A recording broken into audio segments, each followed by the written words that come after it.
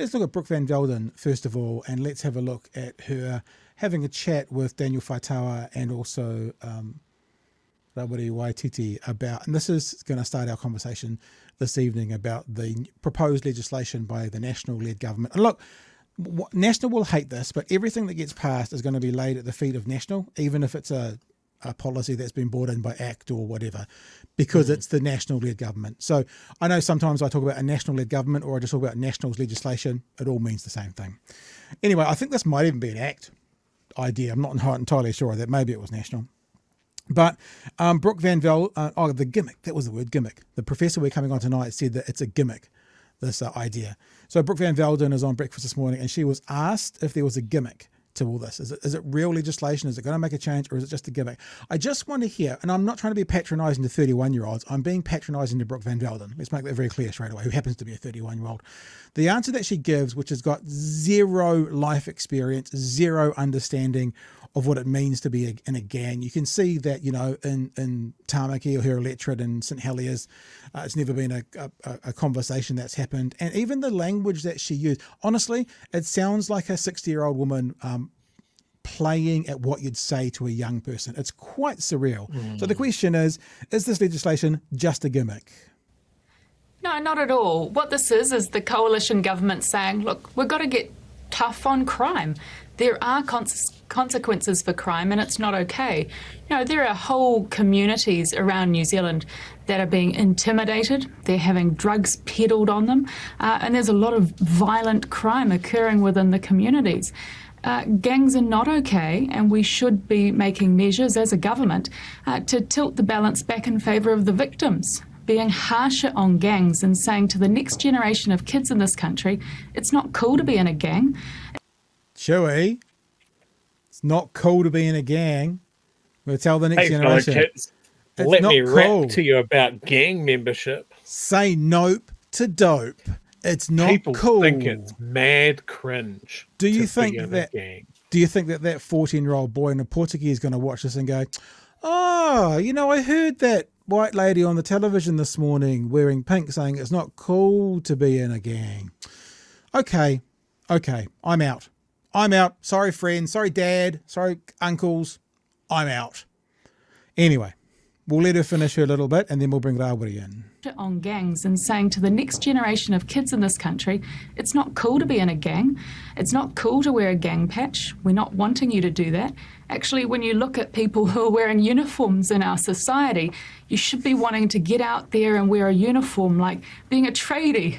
You know, even having a countdown uniform on, not a gang patch. So we're saying let's crack down on crime and show that there are consequences for it. But firstly, making sure that we're putting victims at the centre of our justice system. So there you go.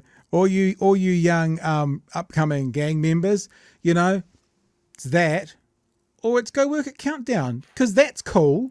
And the gang's not. This is honestly the deputy leader of the ACT Party, part of the government that's going to put through these policies, not talking to gangs and trying to pass policy to convince young, what's the name for when you got a young startup to they're signed on, they're gang members but aren't gang members yet? Prospect, a young prospect, a young prospect that, you know, working in Countdown, that's much cooler than being in a gang. Just like I think I wrote down the word Pollyanna. Just no worldly experience to be able to deliver that. You go, Chewy. It's just, yeah, like when her idea of put on a uniform, like she's almost there. She's almost there. That the thing that would get people away from the gangs is to give people something to give them self-respect. Yeah. And I'm sorry, but a black pack and say polo shirt is not going to do that. Like, that's where her brain went, is like, oh, you can't be a valid member of society unless you're wearing a uniform, is the most fucking bleak position I've heard. Like, it's there's just so, like, she's talking to her base. She's talking to the people that watch that program. She's not talking to these people that are gang adjacent, that are ever going to consider going into it. And that's why they'll never get this right. it's always they're talking to the people going, do you want us to be tough on crime or do you not want us to be tough on crime? And the public is always going to go, oh no, we want the tough one. We want the tough one. That's what we want. But they're not talking to the people going, hey, we don't want you to do crime and all we have in our arsenal is a big fucking stick. Are you going to stop? And 9 times out of 10, if someone comes at you with a stick, you go, no, I'm going to do it, and I'm going to do it even harder because you've given me no other valid option. They keep failing at this, and they keep on missing the point, and they keep on repeating it every 10 years. We'll do it again. Yeah. And it never works, and they never learn. There's a couple of things, right? You're right. It's like the way you get a young person out of something that they think is cool and a way forward is to provide them something else that's better. And a countdown uniform is not that. Yeah, I like how you say they're almost there, because that's what it is. It's finding the path out, is finding alternatives to this. What's the alternative to having a family in Timaru have to get the gang provide food for them because they don't have any? Well, that sounds like a government agency to me, not a police dog. You know, yeah. So if you turn to the government agency though, right, because you've been on job seeker X amount of time, and now you're getting sanctioned. Yeah, good Lord. You know, this is the thing: is every time that they toughen something up, they make that other avenue, that other option, even more viable. Because desperate people do desperate things.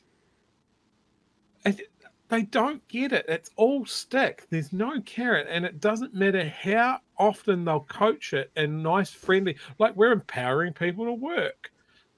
No, you're not. You're forcing them into a maze full of check boxes. Yeah. How many CVs have you sent out? How many interviews have you had? There'll be nothing there that says, hey, have you ever written a CV? You know, let's help you build your personal brand to get a job. They go into check boxes, and I know this. I've been on the receiving end of it when I was a store manager. I'd see these kids that have obviously been sent in by Wins going, you got any jobs? And you go, no. And they're like, cool, can you sign my form that I asked you? Like, and that's it. That's all they have to do. They have to ask 5 people. They don't have to put in any fucking effort. Nobody's helping them. They're just forcing them to do an action. And the other thing is how much they've failed in the past by doing moves that could have helped. For example, if they had have legalized cannabis, then that would have been a financial kick in the pants for the gangs. That would have put a big thing, but no, and it would have been a tax hike, I believe, of about $500 million a year with the projections. But they all said no to it. Well, not all, but lots of them said no to it. And they've had things in the past that could have helped the situation like this, and they've said no to it. So you're in the same situation. I mean, on the AM show this morning, which we're going to watch a bit later on, you know, fair play to Lloyd Burr. He was going, but it's all of you guys. The last government said, we'll do it this way, and it didn't happen. This government saying, we'll do it this way, and it might not happen. The government before them said, we'll do it this way, and nothing has changed. And that's true. And maybe it's me thinking also of that old adage of if you do the same thing over and over and get the same result. Like, why would you? We've done this. We've been here. It doesn't work. In fact, what's going to happen is the courts are going to be filled up with challenges. And although David Seymour happily sits on television this morning going, yeah, well, they've got every right to challenge a law in the court. That's how it works. Yeah, but now what you're doing is you're going to add a huge amount of extra work for the courts that are already stretched, and they're likely to win. You know, it's like, what's we talk about the and what, and then what, and then what. What are you going to bring in? And it's different, very different also, just so before we go any further, the idea of banning gang patches in a private establishment, you can do that. This is all about in public. Because in public, you have these laws that protect you. In a private building, for example, or in a private club, you can make whatever rules you want. No shirt, no shoes, no service. No mask, no service. You're allowed to, by law, make those things. When you're sitting in the park, right, you can't say no mask, no walk into a park. No shoes, no walk into a park. Those don't go. That's the conversation when people are saying how's it going to be policed, they're the things you got to think of.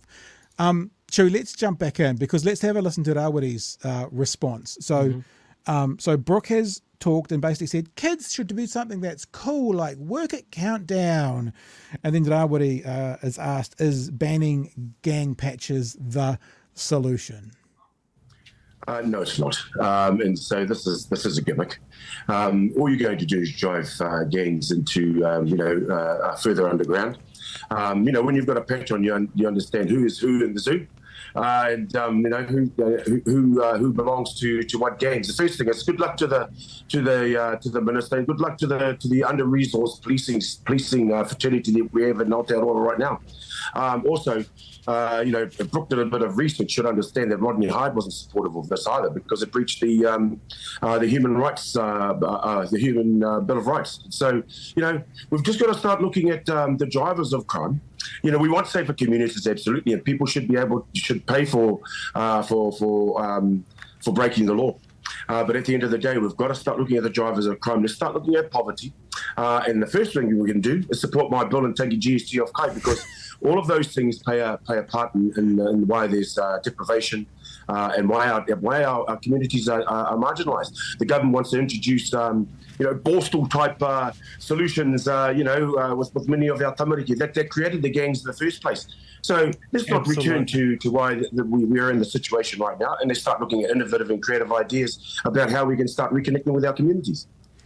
There you go. So that's laid out by Rawiri, and I think one of the interesting things there is, and even though he didn't cite research, what he's saying, all those kinds of things are absolutely true. Where did the gang stuff start from? They started from a place where people felt dispossessed. I can remember in the 1980s being at a intermediate school, and one of the most troubled kids was the son of a gang member, and he went to Borstal. I think what he said in the 60s and 70s, in the 80s as well, and he went off to Borstal, and that was like basically prison for teenagers. And then they need... in prison is where a lot of people get their gang affiliation when that happens, if they don't have one already, because they need safety, they need whānau, they need protection. Same thing in Borstal. Like you'll find a group and you'll go in with it and you'll stick with it, and then you come out of it. And remember, even Bill English called the prisons the university for crime. So if the prison's the university for crime, then Borstal is the high school for crime. And then they're affiliated for the rest of their life. So it won't do anything other than create more of the people that the national-led government is trying to get rid of, basically, Joey. I was a difficult kid, and I was on that Borstal. Really? I don't believe that for a second. I absolutely was, and it was only through some very creative intervention by some, at the time, would have been referred to as hippy-dippy teachers, as opposed to the authoritarian teachers that were putting me on that pipeline, that I'm here today. I don't think I would have survived that pipeline, to be honest. And this is the thing, is like when you look at the origins of the gangs, Black Power and Mongrel Mob and that sort of thing, they tried to smash that problem at the time by being tough on gangs. Yep. And that's why famously now we don't have a gang problem, because it was so fucking successful. And unfortunately, I have to again refer to New Zealand's last socialist Prime Minister, Rob Muldoon. Came closer to anybody about bringing the gangs to heel, and he did it by giving them jobs, gave them government subsidized work contracts with forestry and the railroads and that sort of thing, and they're all too busy to do crimes. And that's the thing, if you like, a lot of these guys, they've got their families, and we might not recognize their version of family. It might seem quite broken to us, but it's still a family. They still want to feed their kids. Yep. Like I've seen gang members with their kids at social events, and like if you take away the facial tats and the color of their clothing and that sort of thing, it's pretty clear that some of those guys really, really do care about their kids, because they're actual humans. You don't want to humanize the gangs, do we? Like cracking down on them will just force them to dig in like ticks. Taking away other avenues for them to feed their kids will force them into more and more risky, more and more hardcore ways of feeding their kids. And as you pointed out, we missed an opportunity to really take away one of their revenue streams. to nudge them in the right direction. Help, people, you can force people on a path, and some of them might stay. But if you force them there, most of them won't. If you include someone in a decision-making process, if you're there with them to say, see, isn't this better? Then they make up their own mind. They're more likely to stay there. There's so many old gang members that are just like, man, if I could do this over, I wouldn't have done any of this. You'd need to get those people, those old gang members, in front of the young ones and go, come on, guys, find something else. Yeah. But these guys won't find that. They won't engage with them. They won't. Any sort of speaking to them in their mind legitimizes them. Gangs don't need your legitimacy.